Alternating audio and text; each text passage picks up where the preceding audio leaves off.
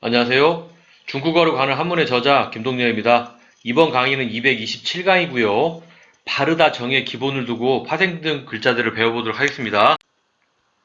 바르다 정은 우리가 23강에서 배운 적이 있고요. 바르다 정자를 보면 아래쪽에 멈추다 지자가 보입니다. 자, 멈추다 지가 보이는데요. 이 글자의 아래쪽을 보면 이렇게 멈추다 지가 있죠. 그리고 위쪽에 보면 이렇게 하나 일이 그어져 있습니다. 멈추다 지자는 우리가 예전에 멈추다 지자는 우리가 23강에서 똑같이 배운 적이 있는데요. 원래 어원은 사람의 발이고 사람이 걸어가다가 멈추기도 하죠. 그래서 이건 멈춘다는 의미였었고요. 다시 앞쪽으로 가면 자, 바르다 정자는 우리가 원래 어원은 성을 정벌하러 가기 위해서 가다가 멈추다 한다 또는 확실한 명분이 필요하다. 성을 정벌하러 가기 위해서는 확실한 명분이 필요하다. 하지만 이 글자가 세월이 지나면서 회의 문자로 해석을 하게 됩니다. 그래서 일을 하다가 멈추어서 가는 길이 바른지 바르지 않은지를 다시 한번 생각한다라는 의미로 생각을 하게 되었습니다. 즉 따져보면 멈추어서 가고 있는 길이 바른지 바르지 않은지. 자, 그래서 우리가 생활 속에서는 정확하다, 정직하다 할 때 바르다 정자로 사용을 하게 됩니다. 자, 첫 번째 글자는 정치 정이고요. 두 번째 글자는 정벌하다 정입니다. 자, 이 두 글자가 모두 보면 음이 정이죠. 음이 정입니다. 한문은 뜻과 음입니다. 그래서 왼쪽에 보면 이쪽은 왼쪽에, 이쪽은 오른쪽에 바르다 정자가 보이죠? 뜻을 나타내는 부분은 바르다 정자를 제외한 부분이 되겠습니다. 그래서 글자를 보면 자, 치다복. 치다복은 우리가 13강에서 배운 적이 있습니다. 여기 보면 이렇게 앞에서도 여러 번 설명드렸기 때문에 생략을 하도록 하겠고요.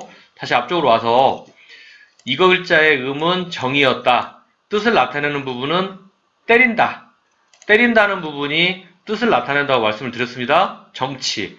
자, 정치라는 것은 휘초리로 때려서 바로잡는 일. 대통령이나 국회의원들이 하는 것이 정치죠. 그래서 우리가 생활 속에서는 정치, 정권 이런 단어가 있고요.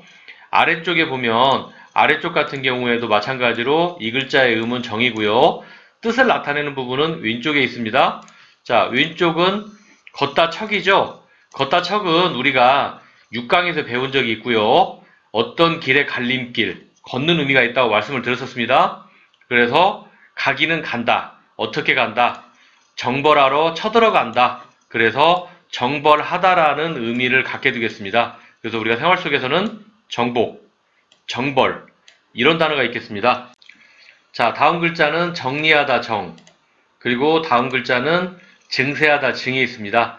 자, 정리하다 정자를 보면 자, 이 글자도 마찬가지로 음이 정이죠. 자, 음이 정인데요. 아래쪽에 보면 바르다 정자가 보이죠. 그리고 나머지 부분은 묵다 속과 치다복이 들어있는데요. 묵다 속과 치다복은 자, 54강에서 우리가 이렇게 묵다 속을 배웠습니다. 이 네모를 제외한다면 나무 목자가 보이죠? 자, 여기에 보이는 자, 이 네모 부분만 뺀다면 나무 목자입니다. 나무에 리본을 묶어놓은 게 보이고요. 그 다음에 치다복은 아까 우리가 설명을 드렸었습니다. 그래서 나무, 어떤 나무? 흩어진 나무. 그 나무가 뭐다? 휘초리다. 그래서 흩어져 있는 뭐다? 흩어져 있는 휘초리. 휘초리로 때리다. 그런 뜻이죠. 흩어져 있는 휘초리를 어떻게 한다? 가지런히 묶는다. 이런 의미가 됩니다. 음은 뭐다? 정이다. 그래서 그것은 어떤 의미가 된다? 정리하다, 정돈하다. 그래서 정리하다 정이 되고요. 우리가 생활 속에서 볼 수 있는 단어는 어떤 정리, 정돈할 때 정리 또는 완전 정복할 때 정복 이런 단어가 있고요. 자, 증세 증자 같은 경우에는 이거의 바르다 정이 세월이 지나면서 증으로 바뀐 것입니다. 그래서 이 부분은 증이고요. 뜻을 나타내는 부분은 병들단 역자에 그 뜻이 있는데요. 병들단 역자는 우리가 예전에 6강에서 배운 적이 있습니다. 침대에 누운 사람이지만 한문에서 이 글자가 들어가면 뭐다? 뭔가 병과 관련이 있다라고 말씀을 드렸었습니다. 그래서 다시 앞쪽으로 와보면 병이 있으면 그 병을 알려주는 뭐가 있다? 아픈 증세가 있다. 그래서 증세의 의미를 갖게 되는 겁니다. 그래서 우리가 생활 속에서는 어떤 증상 또는 아프면 염증이 생기죠. 그래서 염증 이런 단어들이 있겠습니다. 자, 이번 강의는 여기서 마치도록 하겠습니다. 다음 강의에 뵙도록 하겠습니다. 감사합니다.